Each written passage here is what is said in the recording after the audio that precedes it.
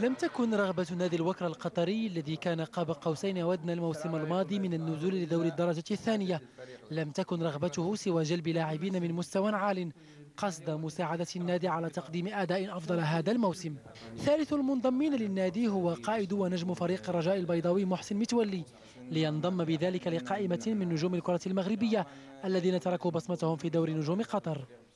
انا جيت لنادي الوكره باش نلعب على الالقاب، باش نفوز بالقاب ونديرهم في الخزانه ديالي، وان شاء الله غادي نقول الكلمه ديالي في قطر ان شاء الله.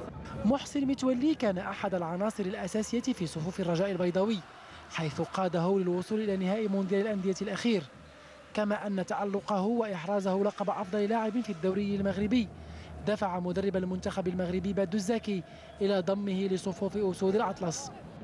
كنظن بان كان عنده سابقا واحد التجربه في الامارات، دونك يعني هذا كيبين بان هذا يعني ماشي غريب عليه الدوريات الخليجيه، وبان المؤهلات ديالو يمكن له تنجحوا في بزاف في كثير من البلدان. اللاعب محسن متولي غني عن التعريف، يعني تنظن ان نادي الوكره قام بالاختيار الصحيح، واكيد انا متاكد ان محسن غادي يعطي اضافه كبيره للنادي.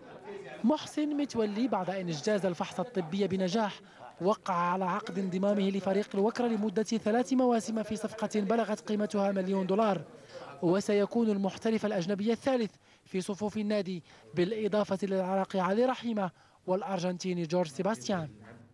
بذلك يكون محسن متولي آخر النجوم الملتحقين بنادي الوكرة من أجل تقديم مستوى أفضل في دوري بات يعج بالنجوم ولا يعترف إلا بالكبار. سمير بالفاطمي بي إن سبورتس من استاد سعود بن عبد الرحمن بنادي الوكرة الدوحة.